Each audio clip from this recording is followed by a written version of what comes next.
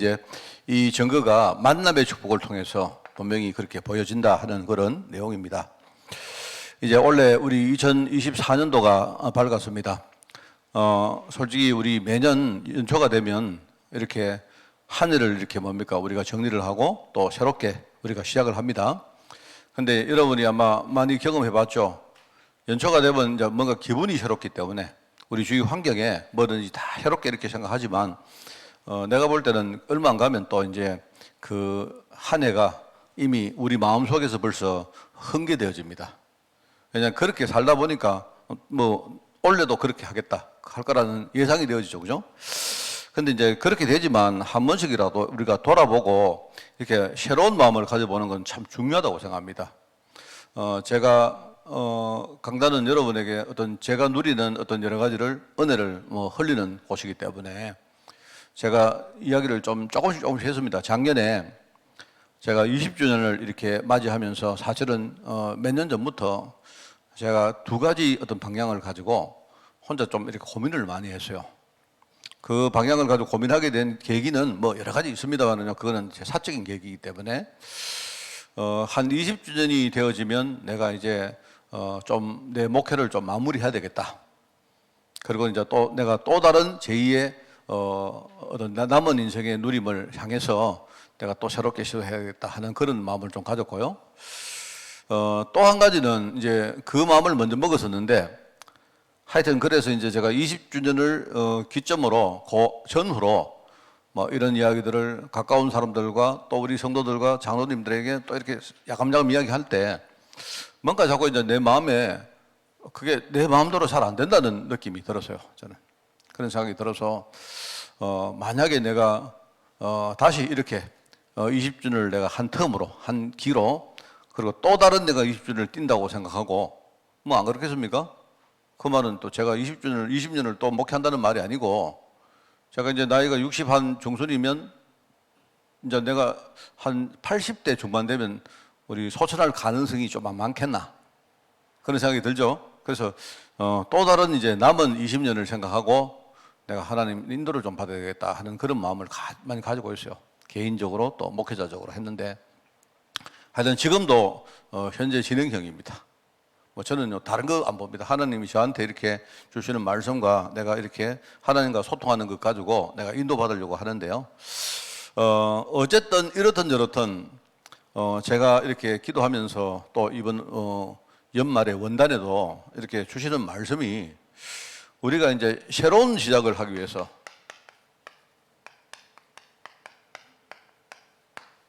여러분도 새로운 시작을 해야 될 거 아닙니까? 그죠? 전부 다.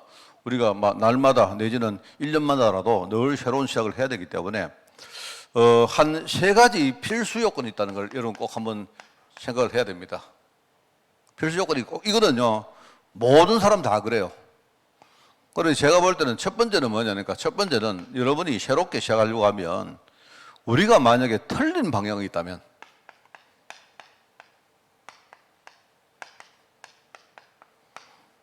틀린 방향이 있다면 뭐 해야 되겠습니까? 이거를 바꿔야 되겠죠. 뭐 우리의 삶이 뭐 엄청나게 틀린 방향이 있겠습니까만은 그죠? 뭐 크고 작게 이렇게 틀린 부분들을 뭔가 이렇게 갱신을 하지 않으면 결국 뭡니까? 이게 우리의 전부 다 장애물이 되죠. 그 누구나 그런 거 아닙니까? 맞죠? 내가 알기로는 우리 조장로님도 이제 뭡니까? 그 지금 공무원 생활하는 거 뭐 아마 올해입니까? 뭐 내년입니까? 뭐 잘 몰라도 이제 퇴임을 할 때가 왔고 또 지난주에 내가 안 그래도 잠시 화장실에서 이야기를 나눴던 오장로님도 보니까 뭐 내년인가? 뭐 이렇게 또 퇴임이 또 와갖고요. 뭐 다들 그래요. 그러면 퇴임이라고 우리가 그러면 끝이냐? 그렇지 않습니다. 그게 이제 또 다른 시작이에요. 그게 정말입니다. 그게 우리가 일령이든 뭐 내 주어진 환경이든 전부 다 우리는 항상 새로운 시작이 우리에게 이렇게 주어지거든요. 그런데 이때마다 틀린 방향을 내가 갱신하지 않으면 결국은 그 다음에 이게 장애물 되어서 못 나갑니다. 틀림없습니다. 그래서 저는 고민을 많이 했거든요. 저는 고민을 많이 했는 게 벌써 한 수년 전부터 교회 성도들이 이렇게 줄고 또 노령화되어지고 하는 그런 걸 보면서 뭐 내가 절대 부족하고 뭡니까 이렇게 되니까 뭐 그런 것도 있겠지만 하여튼 쭉 보니까요, 지금 이제 어떤 사회 전체 구조가 이렇게 되는데 그 속도가 지금 너무 빨라요. 전에는 뭡니까? 이렇게 돼가는구나 정도 느꼈는데, 하는 순간에 보니까요, 벌써 이미 막 그게요, 우리 지방과 뭐 농촌과 심지어는 한국 시대, 한국의 전체에 확 영향을 준 거였습니다, 지금. 그러니까 최근에 와서 뭐 고령화다, 뭐 예컨대 아기가 없다, 뭐 이런 인구 뭐 절벽이다, 이런 말들이 많이 들리잖아요. 최근에 들리는 말은 전부 그렇습니다. 그러니까 뭡니까? 세대 간의 어떤 뭡니까? 여러 가지 격차 때문에 노인층들은 급격히 지금 빈곤해지고 있는데, 심지어 청년층들도 따라서 빈곤해지고 있는 거예요. 그러니까 노인층의 빈곤을 누가 가속을 시키느냐? 청년층들이 지금 빈곤해지니까 노인층들이 더더욱 뭡니까? 정신적으로 빈곤해지고 생겨요. 왜요? 나중에 젊은 사람들이 돈 벌어가지고 노인층들을 이렇게 먹여 살려야 되는데, 얘들이 지금요, 젊은 사람들이 점점 뭡니까? 가난해지니까, 이제 노인들은 실상 안 그렇습니다. 실상은 노인층들이 돈 다 가지고 있어요. 근데 노인층들이 뭐라고 생각하느냐, 머릿속에, 앞으로 우리가 굉장히 힘들어지겠다. 이러니까 노인층들은 이제는요, 자식들에게 뭐 돈 물려주고 이런 생각하는 사람은 거의 없습니다. 요새는 그런 거 잘 없다니까요. 요새는요, 노인들도, 내가 나중에 늙으면 어떻게 내가 살아갈까? 생각부터 뭡니까? 굉장한 빈곤소로 들어간 거예요. 이게 사회 구조가 지금 굉장히 빨리 바뀝니다. 그래서 제가 이거 보면서, 이 생각을 잘해야 되겠다. 그냥요, 그동안 해왔던 목회, 그동안 해왔던 여러 가지 사역들을 그냥 뻔한 생각으로 하고 우리가 하면요, 금방 문제 옵니다. 이제 이런 거거든요. 근데 제가 보니까 이제 뭡니까? 정치하는 사람들도 옛날 생각을 그대로 가지고 있고요. 기업가들도 그렇고, 내가 볼 때 올 2024년도에 이게요, 우리 사회가 겪을 큰 하나의 뭡니까? 이게 하나의 뭐랄까요? 전환점입니다, 여러분. 그래서 이거 안 바뀌면 안 된다 하는 생각이 들어요. 자, 그래서 저는 몇 년 전부터 이렇게, 만약에 우리 교회 어떤, 최소한 내가 뭡니까? 내가 뭐 이렇게 사역을 하든지 은퇴를 하든지 관계없이 뭔가 내가 있는 동안 내가 이 우리 교회가 갈 수 있는 방향을 확고하게 내가 이렇게 만들어 놔야 된다 하는 생각이 좀 있어요, 저는. 그런데 좀 주저주저하기도 하고, 또 내가 가지고 있는 여러 가지 개인적인 장애물에 걸려 있기도 하고 등등 이런 거 하면서, 그죠? 하는데 어쨌든 이건 똑같습니다.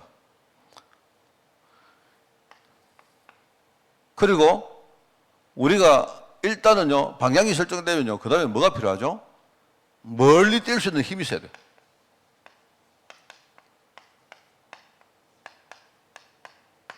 있어야 됩니다. 우리가 맨날 뭡니까? 맨날 갱신만 하다가 볼 수가 없지 않습니까? 한번 뭔가 방향을 잡으면 흔들리지 말고 그 길을요, 누가 뭐래도 가야 되죠.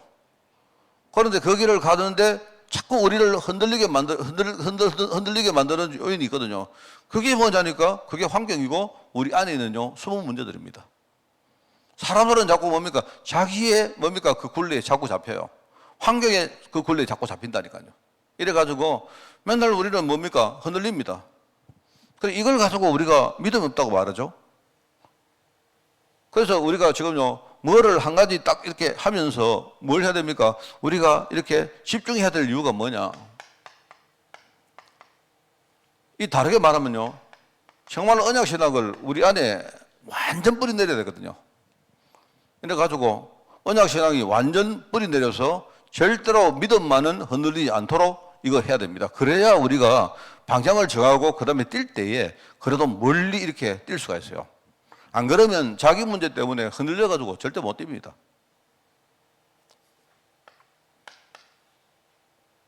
그러면서 하나님은 우리에게 그냥요, 우리를 일꾼으로 막 일만 시키고 무슨 노예처럼 우리를 부려먹어서 전도만 하라고 하는 건 아닐 것 같아요. 하나님은 우리가 전도 현장에 들어가서 사람 살리고 하면 굉장히 많은 축복들을 그 안에 하나님이 놓아놨어요. 여러분 아마 느끼죠? 내가 어떤 사람에게 내가 어떤 일을 맡았는데, 그죠? 내가 목회자로 일을 맡았는데 그 일 맡은 사람에게 내 저 사람 살려야 되겠다고 복음 전해보면 처음에는 내가 어떤 일종의 의무 비슷하게 복음 전하지만, 여러분 그 사람이 예수님 영접하고 진짜 신앙으로 이렇게 커나가는 거 보면 어때요? 굉장히 기분 좋죠. 그거는 단순히 뭡니까? 내가 맡은 일을 잘했다 이 정도보다도요, 내가 받은 축복입니다. 그 사람 살림으로 해서 내가 엄청 살아나요, 그게. 그래서 우리가 새로운 시작이라 하면 이건 뭐 저는 제가 약간 목회라는 것을 생각하고 제가 생각을 해봤습니다. 말씀드리는데 목회를 하는 사람이든 사업을 하는 사람이든 심지어 우리가 전도 현장에서 정말 사람 살릴 사람이든 똑같습니다. 쉽게 말하면요.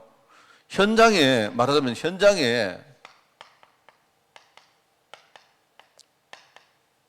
현장에 우리가 축복이 많이 있지 않습니까? 이거 누리잖아요. 이거. 그래서 이거 세 가지는 여러분이 좀 기억하시고 특별히 전환점에 있는 분들은 항상 여러분들이 이 세 가지를 좀 체크도 하고 이래야 됩니다. 그래야 우리가 새로운 시작을 할 수 있다. 꼭 그렇습니다. 그래서 이번 강단이 뭡니까? 원단에도 보니까 기다림의 어떤 비밀을 이야기해줘. 그죠? 예를 가지고 근데 여러분이 제1, 2, 3 RUTC 응답, 저는요 그런 거 좀 싫어합니다. 그건 뻔한 일종의 구호 같은 건데 여러분이 그렇게 생각하지 마시고 이 메시지가 나에게 어떤 의미가 있는가를 늘 좀 생각해 봐요. 그래 예컨대 우리가 문양 같은 게 길다 보면요. 수식어가 이렇게 막 붙고 하다 보면 사람들이 나중에 가면 잘 몰라요, 그게. 뻔하게 맨날 하는 말처럼 돼가지고 사람들이 그냥 우리가 제1, 2, 3 RUTC 응답, 제가 여러분 보고 제1, 2, 3 RUTC 응답이 뭡니까 하면요. 이미 다 잊어버렸어, 우리는. 그래 하지 마시고, 내 말은요. 이게 하나님의 영혼과 이게 통하는 비밀이 있는데 그 비밀이 뭐겠나 하는 그겁니다. 그냥 쉽게 생각하시면 돼요. 그럼 처음에 기다려라 하는 말이 뭡니까? 그 기다림의 비밀이라는 건 뭐냐니까 그거는요. 기다리라 가만히 있으란 말입니까? 그거 아니잖아요. 기다린다는 말은요. 내가 나를 돌아보면서 그죠? 혹시 나와 내 주변에 내가 틀린 것이 있느냐? 내가 갱신할 것이 있느냐? 이걸 여러분들이 좀 이렇게 본다는 말입니다. 물론 우리 목표는 저기 있지만 우리가 저기 가야 되는데 내가 저기 안 가고 여기 있으면 이거는 뭡니까? 기다리는 것처럼 보이잖아요. 그죠? 그렇지 않습니까? 어떨 때는 내가 저기 가야 되는데 저기 안 가고 여기 있으면 꼭 우리가 퇴보하는 것처럼 보이잖아요. 그렇지 않습니까? 그런데 그게 아니고 겉으로 볼 때는 기다리는 것처럼 보이지만 사실은 기다리는 게 아니에요. 나는 바빠요. 나는 가만히 있는 게 아니고 바쁘다니까. 뭐 바쁘냐? 내 자신을 살피기 위해서 바쁜 거예요. 내가 살펴보니까 내가 장애물이 된 것이 없냐? 이걸 우리가 못 살피면 내가 뛰는데 자꾸 그게 나를 발목을 잡을 거 아니겠습니까? 맞죠? 그래서 우리가 기다린다는 이 비밀이 뭐냐니까 이거 지금요 기다리는 것처럼 보이지만 기다림 속에서 하나님은요 지금요 내 안에서 지금요 정확한 일을 하고 계시는 겁니다. 그게 뭐냐니까 내가 기다리니까 나는 아무것처럼 안 하는 것처럼 보이지만요 이게 하나님의 영혼하고 이게 관계되는 거예요. 그게 그런 말입니다. 그래서 성경에 보면요 기다리라.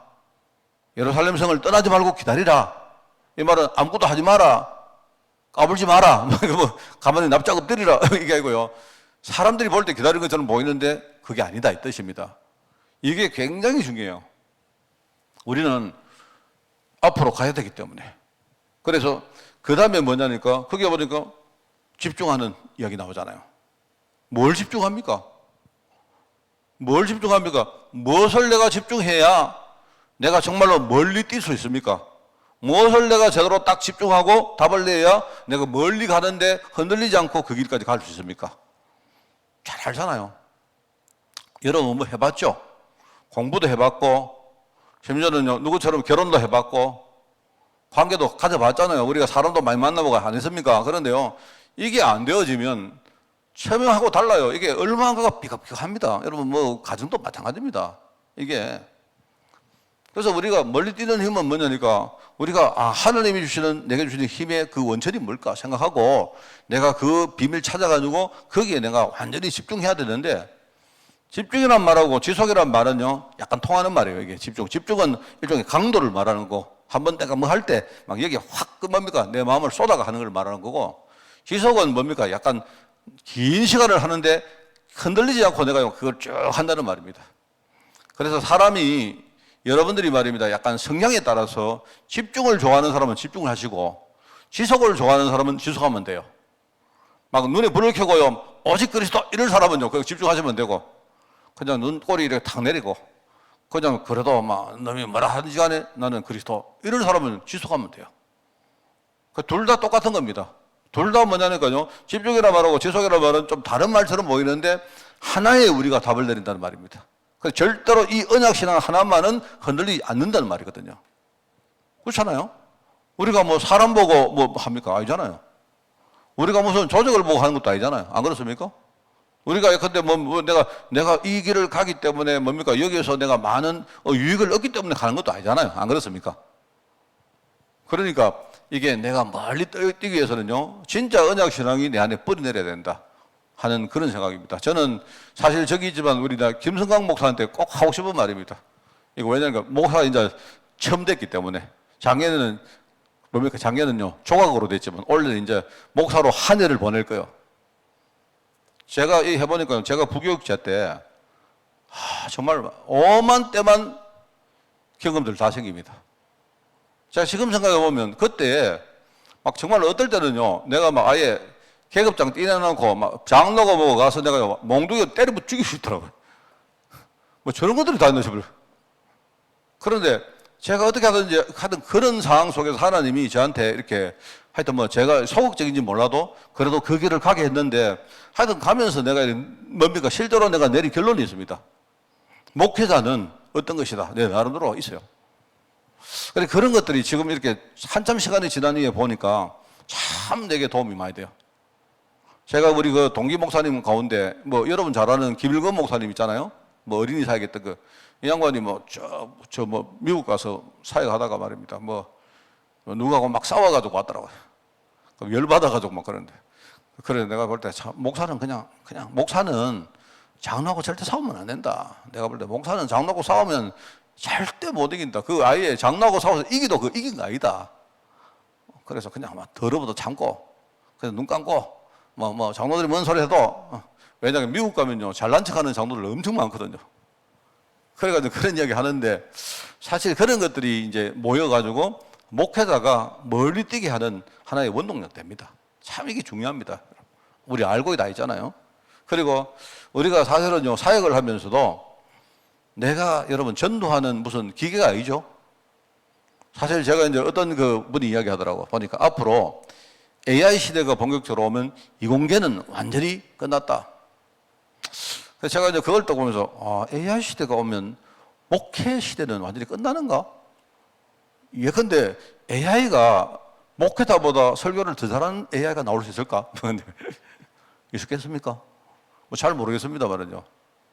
처음에는 지금은 안 되겠죠. 지금은 어떤 감정적인 거, 감각적인 부분은 아무래도 못 따라오겠지만 이게 나중에 모르잖아요. AI가 느낌도 가지고 감정도 가지고 이러면 어쩌면요 시시한 목사들보다 설교도 훨씬 더 잘할 수 있고 안 그렇습니까? 그래서 여러분들이 만약에 상담실이 있으면요 탁 들어올 때 거기다가 돈 하나 딱 넣고 AI한테 딱 넣으면요 AI가요 탁 만들어가지고 상담 결과 딱 제시해요. 그러면 우리 유미사모도 그때는요 일자리 없는 겁니다. 그런 시대가 되면요, 이제 나도 이제는 짐 사야 돼요. 우리 한빛교회 담임 목사, AI 무슨 책, 이럴 수 있다니까요. 웃지만 그럴 때가 있어요, 정말. 그래서 내가 그거 보면서 내가, 그래. 그런데 이거는 다를 거다 생각이 듭니다. AI가 지가 아무리 잘해도 누림은 없다. AI가 말입니다. 예컨대 누구 상담을 또 했는데 이 사람이 막 살아나요. AI가 울겠어요? AI는 어떤 일이 있어도 눈물은 없을 것 같아요. 저는 만약에 내가요, 누구를 상담을 했는데 이 사람이 예수님을 믿고 하면 얼마나 기쁘겠습니까? 내가. 그죠? 아마 그 시간에 내가요, 호주머니에 막 내가지고요, 막 그 사람한테 막 돈도 주고, 내 있는 거 다 주고. 그래 하겠습니까? AI가.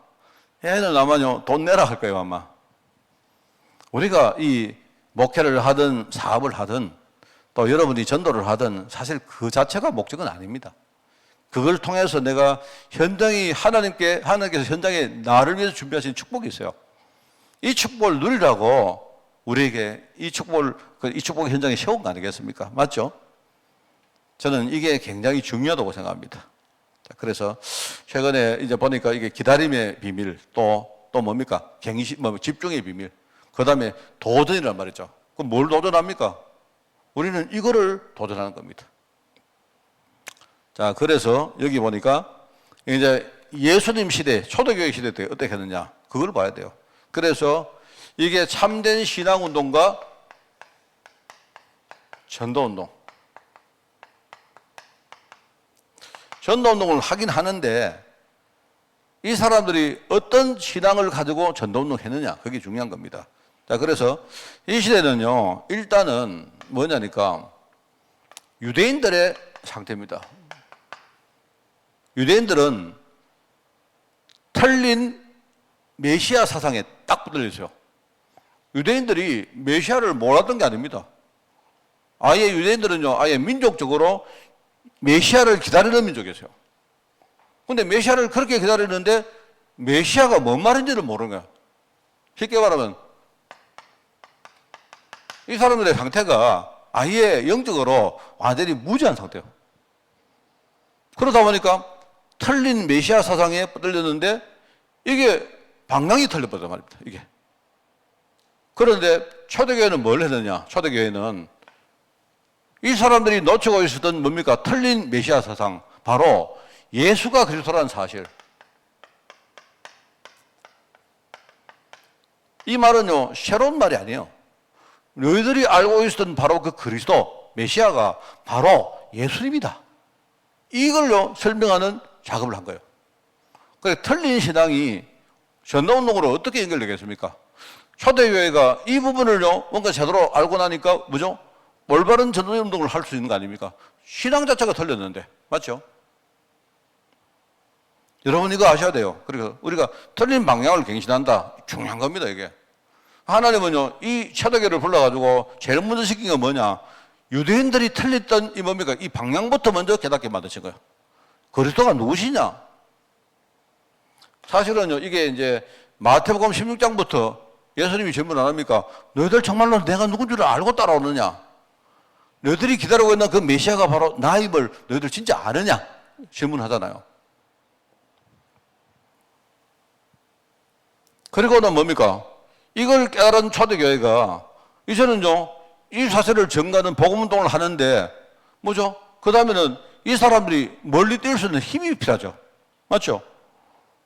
왜냐니까 이 당시에 초대교회는 이게 유대인들의 상태였다면 그러면 초대교회의 상태, 예수님의 제자들의 상태는 뭐냐? 전부 다 뭡니까? 자기 문제, 환경 문제, 완전히 거기요, 딱 잡혀 있는 겁니다.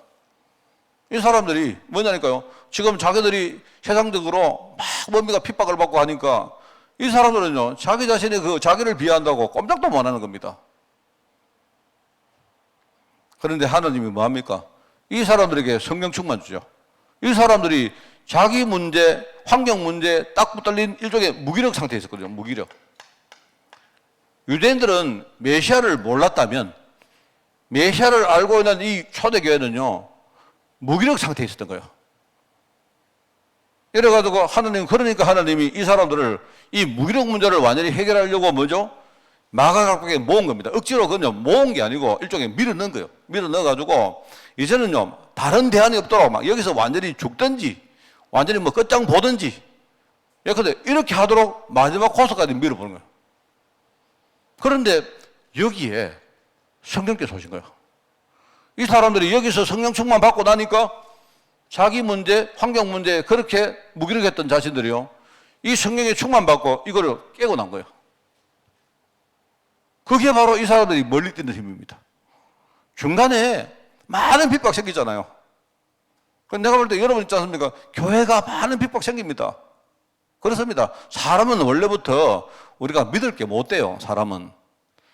이런 문제 저런 문제 생깁니다. 그런데 그러면 만약에 우리가 사람이 뭡니까? 이렇게 뭐 여러 가지 종류의 사람이 있으면요, 그러면 협력도 하고 어떨 때는 단절도 하고 뭐 그러면서 우리 자신들이 갱신하면서 뭡니까? 우리는 끊임없이 뭘 가느냐? 하나님이 원하는 언약 신앙, 언약의 목표를 향해서 우리는 가는 거예요. 그게. 우리가 늘 말하는 언약의 여정이란 말이 그 말 아닙니까? 그런데 그거 갈 때 뭐 하느냐? 내가 성령 충만의 힘이 없으면 무기력 이 부분을 해결을 못 해요. 여러분 잘 아시잖아요. 이게 뭐냐, 무기력은, 저는요, 무기력이 이렇습니다. 저는 이유가 없이 어느 날 아무것도 하기 싫어요. 나만 그러냐? 내가 볼 때 여러분은 저보다 다 독생합니다. 이상해요. 왜? 잘 모르겠어요. 누가 묻습니다. 옆에서, 너 아프냐? 모르더라. 나 아픈 데도 없는데, 아파. 뭐 이런 거예요. 너 왜 그러냐? 몰라. 아침에 막 짜증이 막 나는 거야. 왜 그래? 모르겠어. 누가 짜증 내한테 부르게 한 것도 없는데? 그렇지 않습니까? 이게 우리 안에는요, 굉장히 많다고 봐야 돼요. 그런데, 그럼 하나님이 왜 그러면 이런 나를 부르셨을까? 생각해 봐요. 내가 볼 때, 나뿐만 아니고 모든 사람이 다 그렇습니다. 안 그런 척 해서 그렇지. 그렇다니까요. 쉽게 말하면, 그러다가 어떤 사람은 자기 내면의 문제에 굉장히 약한 사람이 있는가 하면요. 어떤 사람은 외부에서 이 사람을 꽉 뭔가 누르면요. 거기 굉장히 약한 사람이 있습니다. 저는 약간 좀 전자에 가까워요. 저는 사실 외부 문제에 대해서는 별로 그렇게 걱정 안 합니다. 누가 막 뭔 소리하고 뭐 해도요. 저는 그런 데는 별로 막 안 합니다. 그렇습니다. 옛날에 웃기는 소리 안 있어요. 제가 어떤 목사님하고 뭐 이야기하다가 이 목사님하고 좀 싸운 적이 있어요. 좀 싸우는 게 말로 좀 싸웠는데 되게 얼마나 치사하게 이야기하는지. 뭐 이야기 쭉 하다가 자기는 뭐냐니까 나한테 대해서 자기가 맞다고 주장하는 거예요. 어떤 목사님이. 그런데 내가 사실 그런 거였습니다.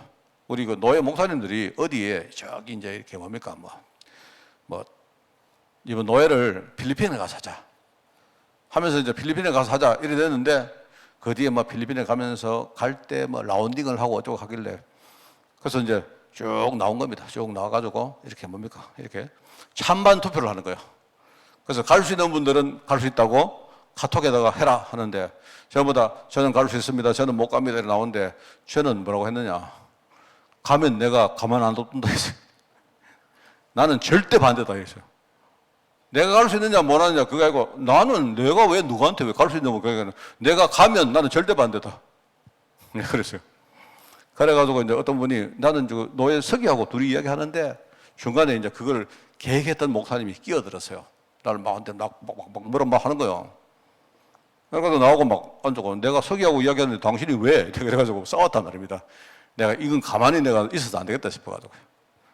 그래가지고 막 그랬어요. 괜히 그날 막 내가 약간 열받아가지고 좀 그랬어요. 내가 틀린 것도 많죠.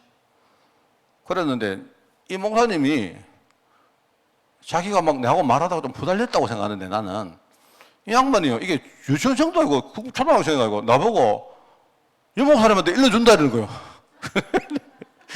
아, 그날 완전 딱 돌아봤습니다. 딱 돌아보라고 딱 단톡방 닫아보고 그 목사님은 개인 톡하겠다 했죠. 내가 그냥 해가지고 일러줘라. 일러주고 네 죽일 뻔했어요. 그게 우리 다락방 하는 목사님 수준입니다. 내가 거기서 뭐라 했냐. 이 목사님 100명 와도 나 눈도 하나 깜빡 안 한다 했어요. 네, 그래 말했거든요. 내가 약간 좀 그런 게 있습니다. 그런 거 약간 반발 심리가 좀 있어가지고 딱 그러면 오히려요. 만약에 이 목사님이 정말 핀들었다. 이 목사님과 싸울 겁니다. 그게 되게 웃겨요. 그래서 지나고 보니까 되게 쪽팔리는 거 있죠. 그리고 목사님들이 앉아가지고 그래가지고 그래 더러워라고 말한 적이 있습니다. 사실 제가 좀 어떤가 하면요. 저는 그런 건 굉장히 강해요. 누가 말하고 뭐 이런 거 상관없습니다. 제일 약한 게 뭐냐면 나는요. 내게 약해요. 내게 약해요. 내가 막 흔들리고 내가 우울하고 내가 열받고 내가 뭐 이렇습니다. 좀 약간. 근데 이게 얼마나 심한지 내가 성령충만 안 받으면요. 어떻게 이겨내지를 못하겠어요. 이겨내지를 내가. 네, 그래서 이제 집에서 내가 이렇게 제일 잘 쓰는 방법이 있습니다. 여러분 내가 솔직히 말씀드리는데 저는 막 열이 나고 짜증나고 분노가 생기고 이러면요. 막 어떻게 할 수가 없습니다. 저는. 그때는 이제 제가 목회자이기 때문에 할 수 있는 제일 그래도 좋은 방법이 뭐냐? 피합니다. 저는. 그냥 혼자 우리 방문을 잠굽니다. 아무도 들어오지 말아 합니다. 내가 시간이 좀 필요하기 때문에. 내가 계속 뭡니까? 대주당이 시키거리면 어떡하겠습니까? 예? 아침에 내가 일어났는데 가족들에게 막 화를 막 내면 제가 예컨대 아침에 일어나서 가족들한테 오늘 보자. 아침에 보니까 찌개가 왜 이러나? 그건 사실 내가 찌개 때문에 말한 거 아니죠. 아침에 내가 골랐다는 말입니다. 뭔지 몰라도. 만약에 누가 왜 그러냐 물으면 모르죠. 나도 모르죠. 나도 모르게 막 그런 겁니다. 그럼 얼마나 쪽하면 내가 목사가 맨날 우리 사모는 이제 뭣도 모르고 요새는 안 그래요. 옛날에는 이 맛이 까다롭고 뭐 주만 주는 대로 먹지 이런다니까요. 사실은 내가 찌개 때문에 한 거 아니고 오늘 골랐다는 말인데. 그런데 지금은 내가 목사기 때문에 여러분 안 그렇습니까? 제가 집에서 찌개 때문에 사모하고 사왔다 이러면 부끄럽잖아요. 안 그렇습니까? 그래서 내가 조용히 내 방에 탁 있습니다. 아무도 들어오지 마라. 내 가만 놔둬라. 또는 요즘은 그냥요, 옷 입고 산으로 가든지 나가버립니다. 그러면 한 바퀴 돌고 오면 싹 많이 참습니다. 제가 참고 뭐 그냥. 그런데 제가 할 때마다 뭐 하느냐, 저는 그때마다 와, 내가 하나님 내가 왜 이랬습니까? 막 이런 거 기도해요. 그래, 하나님 내가 성령 충만이라는 말을 내가 잘 모르겠는데, 그게 뭔지는 모르겠지만 하나님 내가 내 자신을 이길 수 있도록 내가 정말로 성령 충만 달라고 기도합니다. 그렇게 기도하면 왠지 나도 모르게 뭔가 내한테 성령 충만 비스무리한 게 와지는 것 같아요. 내가 뭐 특별히 뜨겁게 기도 안 해도 그게 있어야. 그래서 저는 주로 이제 뭐 하는가, 말씀 가지고 이렇게 누리면서 행복해하고 뭐 이렇게 많이 합니다. 저를 살리는 시간을 가지면 그게 많이 좋아져요. 그래서 저는 그게 내가 말씀 누릴 때 오는 나의 무기력을 이기는 성령 충만의 힘이다. 이게 있어야 우리가 멀리 뛸 수 있습니다. 그렇죠? 그 다음에 이게 유대인들의 상태가 영적 무지였다면, 메시아를 모르고 메시아를 아는 예수님의 제자들은요, 지금 완전히 자기 문제 묶여가지고 무기력한 상태였다면, 그러면 지금 현장의 문제는 뭐냐? 지금 예수님 당시 현장에는 지금요, 완전히 질병과 귀신과 저주와 재앙과 가난과 뭐 안 보세요. 맨날 뭡니까? 전쟁 터지고. 이 당시에 왜 그런 줄 아십니까? 유대인들이 복음을 잘 모르니까 유대인들 자기들끼리 뭡니까? 이렇게 막 당들을 만들어 가지고요, 막 뭡니까? 이렇게 막 이렇게 뭐 반란을 이렇게 막 계속 그랬어요. 그 로마가 유대인을 굉장히 우대해 주려고 했는데, 우대해 주려고 할 때마다 유대인들이요, 반란을 일으켰어요. 그래서 여러분 그 정치 세계가 많이 바뀝니다.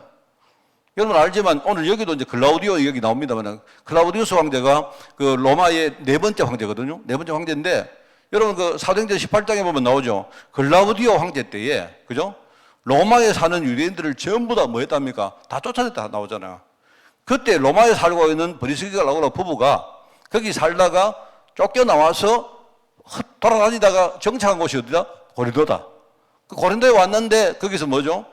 업이 뭡니까? 천막을 만드는 일을 했단 말입니다. 그런데 천막 만들다 보니까 업이 같은 사람을 만났는데 그 사람이 누구였나? 바울이었다. 이 사람들이 그때 왜 쫓겨났는가 하니까요, 로마에서 유대인들이 계속 반란을 일으키니까. 이래가지고 클라우디우스 황제가요, 로마에 있는 유대인들 다 로마시에서 다 쫓아보내라. 이래가지고 다 쫓아버렸습니다. 그 역사에 나오는 이야기입니다. 이런 거 보면 사람들이 복음을 잘 모르니까 지금 현장에는요, 질병 문제, 가난 문제, 뭐 이런 거 막 여러 가지 뭡니까? 막 분쟁들, 전쟁들 천진 거예요. 그러면 여러분 어떤 일이 생겼습니까? 여러분 지금요, 우크라이나 전쟁이고 지금요, 저 뭡니까? 팔레스타인 전쟁을 보면요, 전쟁 났다면 일단은요, 그 살고 있는 민중들은 전부 다 뭡니까? 막 부자든 가난합니다. 전부 다 작살입니다. 그렇습니다.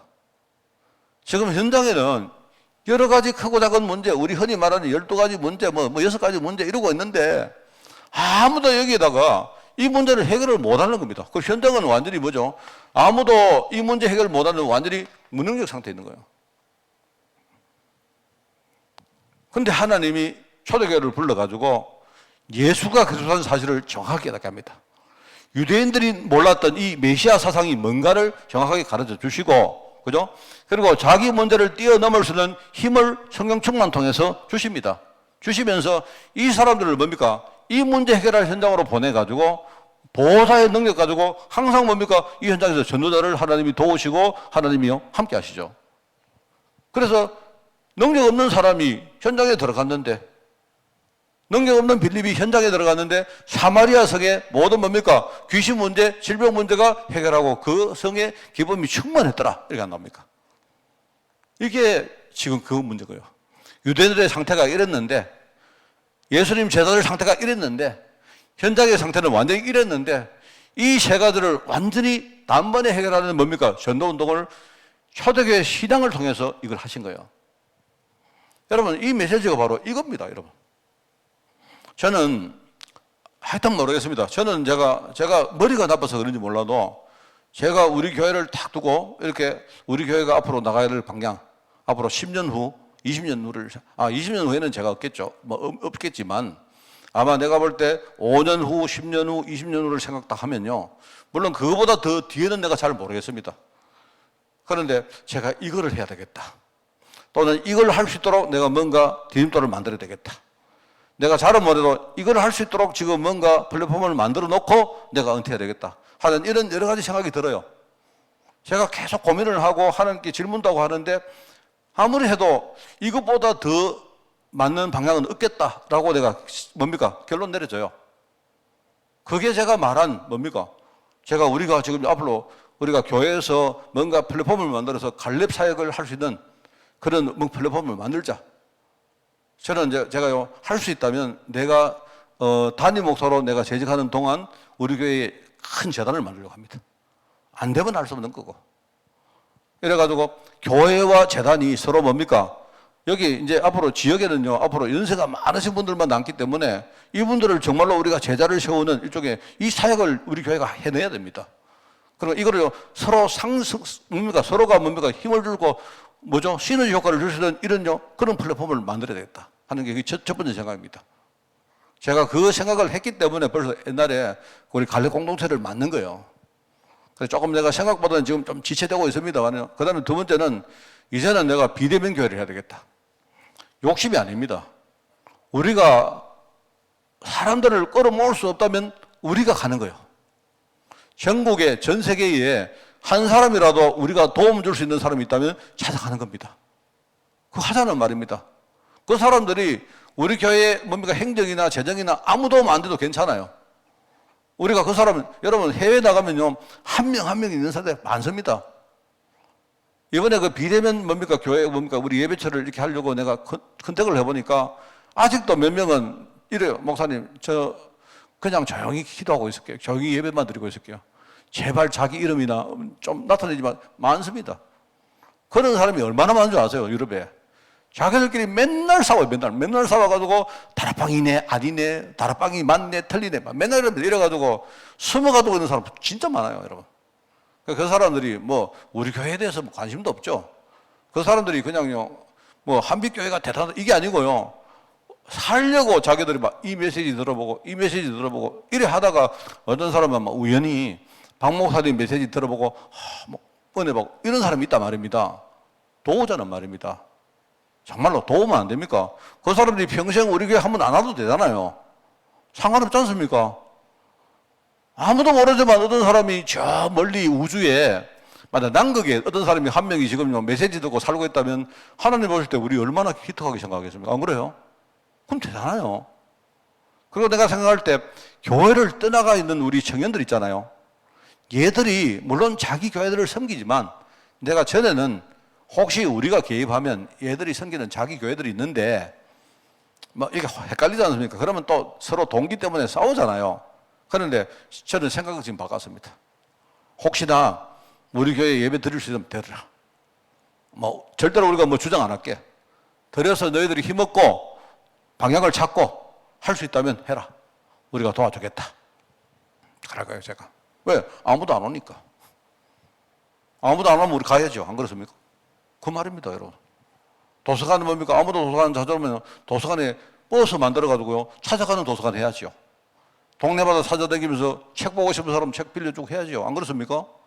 보건소 마찬가지입니까? 아무도 안 오면요, 보건소에 버스 만들어가지고요, 주사도 놔주고, 혈압약도 주고 찾아가야죠.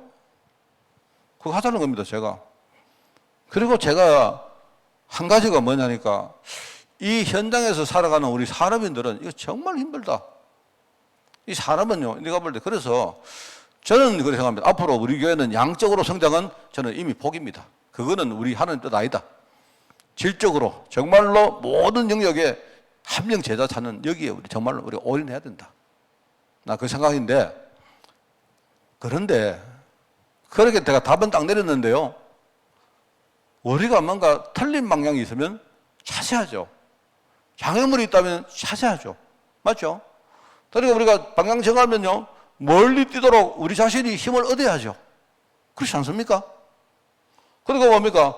우리가 그걸로 너무 이렇게 무슨 사역 비슷하게 하다가 여러분 전도하고 우리 캠프 하는데 얼마나 힘듭니까? 안 그래요? 그러니까 여러분, 내가 볼 때요, 증거 없으면서 계속 우리 복음사 가는 거 진짜 힘듭니다, 여러분. 그러니까. 그런데 여러분 있지 않습니까? 이거 하려고 하면 누리셔야 돼요. 내가 만나는 사람들을 누리고, 그죠? 내가 이렇게 뭡니까? 주시는 하나님의 축복들을 누리고, 내 자신이 변화되는 거 이거 누리시고, 그냥 사람들이 오든지 말든지 나는 계속 기쁘고 행복하고 이러면 돼요. 하나님이 나를 무슨 로봇으로 전도를 시키는 거 아니지 않습니까? 안 그래요? 내가 무슨 강아지입니까? 어디? 하나님 우리 자녀라고 우리를 보면서 자녀도 막 강아지처럼 우리를 자녀로 만든 거 아니잖아요. 하나님은 나한테 와서 이렇게 상의도 하고 서로 대화도 하고 뭔가 소통하고 이렇게 내 이야기도 들어보시고 일종의 나를 파트너 비슷하게 생각하고 나를 부르신 거 아닙니까? 맞잖아요. 그러니까 여러분 너무 힘내가지고 하지 마세요. 힘내하지 마시고 현장의 여러 가지 상태를 보시면서 현장에 많은 뭡니까? 전도의 축복들을 여러분이 누리시기 바라요. 그러면 됩니다. 그러면 여기에 분명히 증거가 온다. 이게 바로 세 가지 증거다 이 말입니다. 그래서 여러 가지 극한 어려움 속에서 하나님은 반드시 만남의 축복 주신다.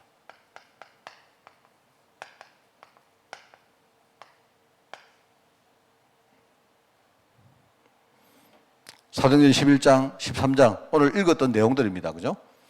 여러 가지 문제는 왔지만 그 문제 때문에 사실은 이 사람들이 든든히 복음 속에 뿌리 내려지고 이 문제 때문에 진짜 언약이 통하는 만남의 축복을 주신다. 자, 그러면 이 만남을 통해서 만남을 끝내는 게 아니죠. 이 사람들이 뭐라 했습니까? 여러분 지난주 우리가 이번 주에 메시지 했던 걸 여러분 잘 기억하시고 좀 기도 많이 해주시기 바라요. 나는 우리 후대들이 부모도 잘 만나야 되고 교사도 잘 만나야 되고 후견자 그다음에 동반자 다 그거는요 말 안 해도 알아요 다. 꼭 내가 말 안 해도 여러분이 하나님 우리 애 정말 좋은 부모 만나고 좋은 교사 만나고 동반자 잘 만나고 서로 짝꿍 잘 만나고 그죠? 그다음에 우리 장로님이나 누가 진짜 기도하는 후견자 이거는 말 안 해도 다 하잖아요. 근데 제일 모르는 거 뭔지 아십니까? 적수를 잘 만나요. 적수를. 정말로 나와 선의의 경쟁을 하고 내하고 유기적으로 뭔가 경쟁하고 나중에 뭡니까? 이렇게 하면서 뭐죠? 한계가 뭐였습니까? 우리가 선의의 경쟁을 하고 유기적으로 경쟁하면서 뭐죠? 뭔가 우리가 함께 하나님 뜻을 이루는 서로가 뭡니까? 상생하는 쉽게 말하면 서로를 도우고 서로를 뭡니까? 이렇게 자라게 해주는 일종 이타적인 그런 경쟁자를 만났대요. 나는 이게 굉장히 중요하다고 생각합니다. 이걸 제대로 여러분이 우리 애들에게 못 가르치면요. 애들은 뭐 하느냐? 맨날 조그마한 세계에 저끼리 모여죠. 교회 가도요. 맨날요. 지하고 통하는 사람끼리 모여가지고 맨날 맛있는 거 해먹고 서로 이래요. 성장을 못한다, 성장을. 교인들이 왜 성장 못하느냐? 적수를 못 만나서 그렇다니까요. 나는 그거 굉장히 중요하게 생각합니다. 우리가 만남의 축복을 이거 좋은데요. 이 만남의 축복을 통해서 뭘 하느냐? 이 사람들이 제대로 복음 깨닫고 영적으로 성장을 해서 제자가 돼야죠, 제자.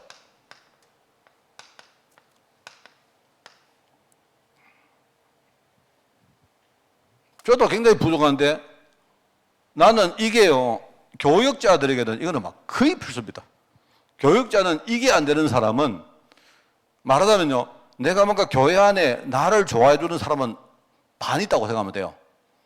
그 다음에 나를 싫어하는 사람이 반 있다고 생각하면 돼요. 근데 사실 나를 좋아해 주는 사람 반은 그 사람은 사실은 나와 굉장히 즐거운 관계고 좋은 관계고 행복한 관계지 일단은 나의 성장에는 별로 하면 안 돼요. 내가 말하기 힘든 이야기인데 내가 말하는 게 정답입니다, 여러분. 실제로 이 사람들은 그냥 나하고 만나가지고 지진국 먹고 밥 먹고 서로 뭡니까 이렇게 좋은 말하고 덕담하고 이럴 때 오늘 내가 마음이 기분이 안 좋은데 내가 누구하고 술이나 한잔 할까? 이러면 여러분 누구 찾습니까? 누구 찾아요? 적수를 찾아요? 안 그렇습니까? 장로님 저 오늘 기분 안 좋을 때 누구 찾습니까? 내가 제일 뭡니까 미워하는 사람 찾습니까? 아니죠. 그 사람들은요 내 술 친구. 나하고 뭔가 오늘 기분 안 좋을 때 그냥 즐겁게 아예 모르겠다 오늘 모르겠고 복잡한 이야기 싫고 즐겁게 살고 싶을 때 그 찾는 사람들입니다.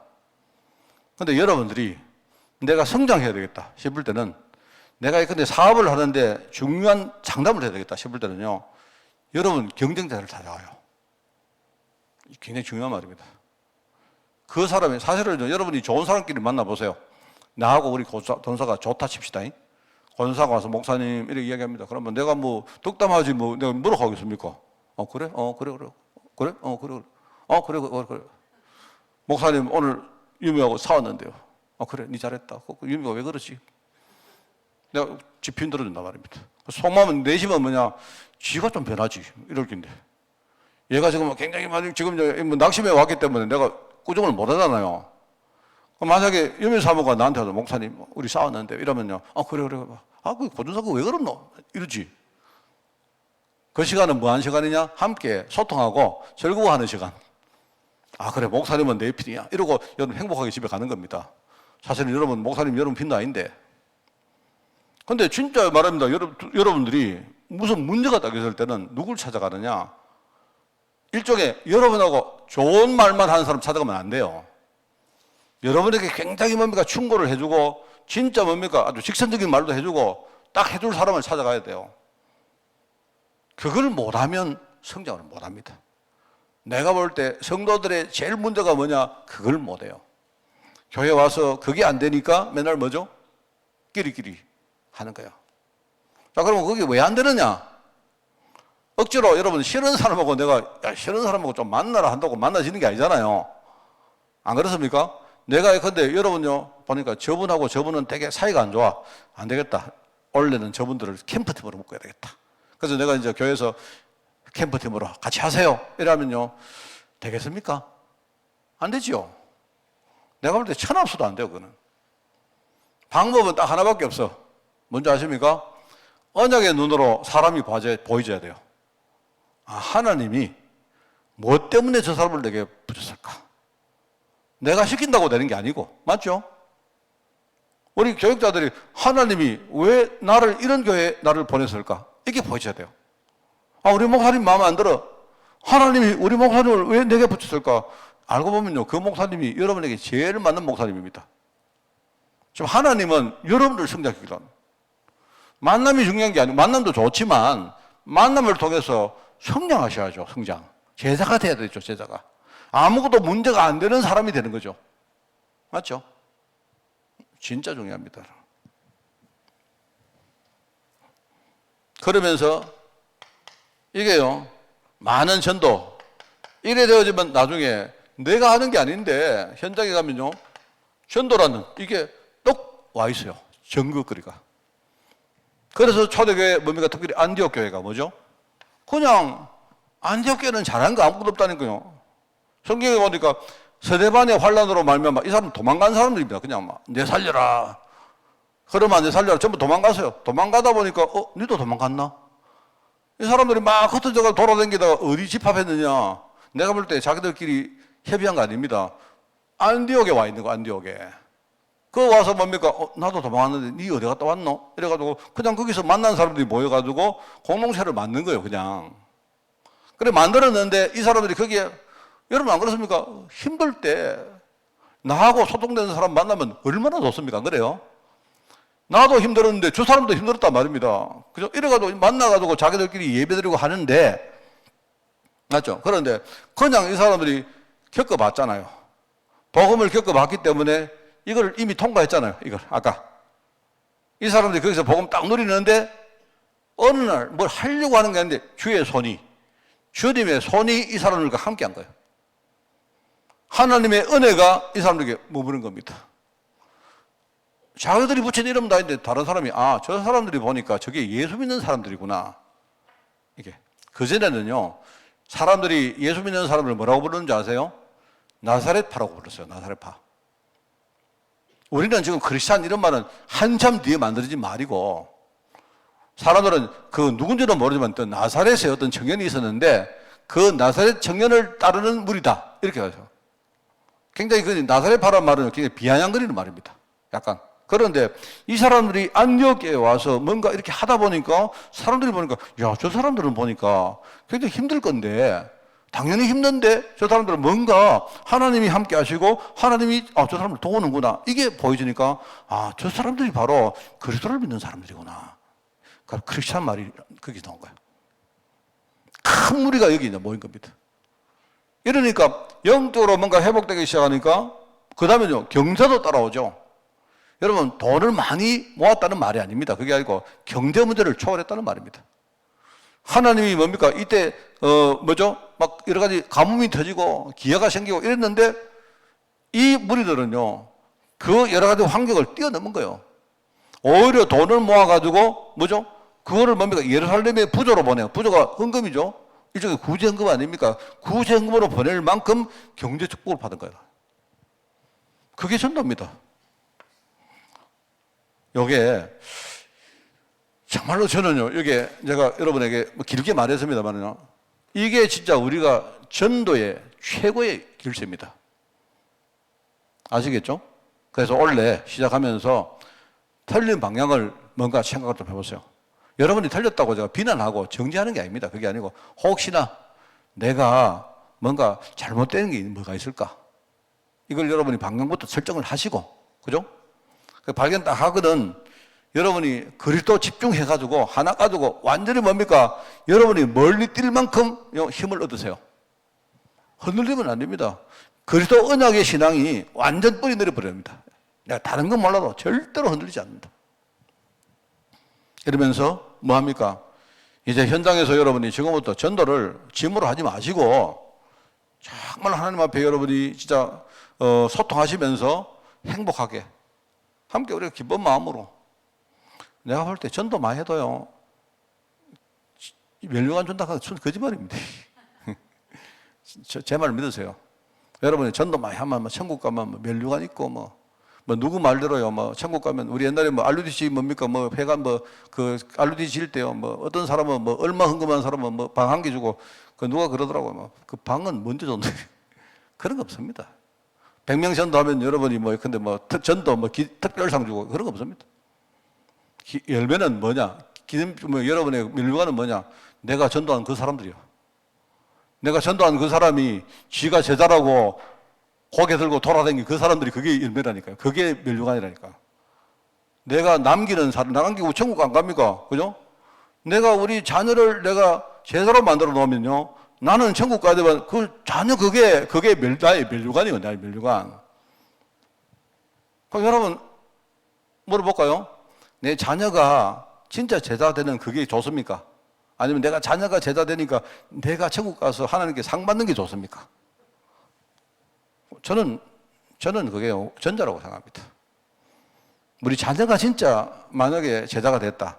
우리 교회 후대들이 정말로 제자가 됐다. 근데 우리 장로들이 절대 흔들리지 않는 장로들이 됐다. 저는 그 사람들이, 나는 내가 못 살아도 괜찮아요. 나는 그거 정말 축복 누리면 아무런 하나님의 보응이나 응답 없어도 상관없어요. 그게 응답인데 안 그렇습니까? 그래서 누구 말대로는 멸류관 주고 누구는 개똥모자, 그거는요, 여러분 헛소리입니다. 전부 다. 천국 가면 그런 거 없어요. 여러분이 살아계실 때 정말로 제자를 키워놓고 우리가 기쁜 마음으로 누리시다가 우리는 주님이 부르는 그날 천국 가는 겁니다. 우리 올 한 해도 변함없이 여러분이 갈 것인데, 아마 우리가 앞서거니 뒤서거니 삐걱삐걱 어떨 때는 어슬렁어슬렁 어영부영 하면서도 우리는 그 방향 갈 겁니다. 이 복음과 전도, 그죠? 갈 건데 여러분이 가급적이면 힘있게 흔들리지 말고 행복하게 누리면서 저하고 굉장히 기쁨을 나누면서 가는 그런 한 해가 되기를 바랍니다. 하나님, 전도하기를 원합니다. 그러나 우리의 의무가 아니라, 우리의 정말 짐이 아니라 정말 기쁜 마음으로 정말 늘 감격하며 하나님께 영광을 돌리며 우리가 전도의 축복을 삶 가운데 누리기를 원합니다. 우리가 이 일을 위해서 우리 자신이 정말 성령 충만받아 모든 문제를 이기는 능력의 종으로 저희들 준비되어지게 하옵소서.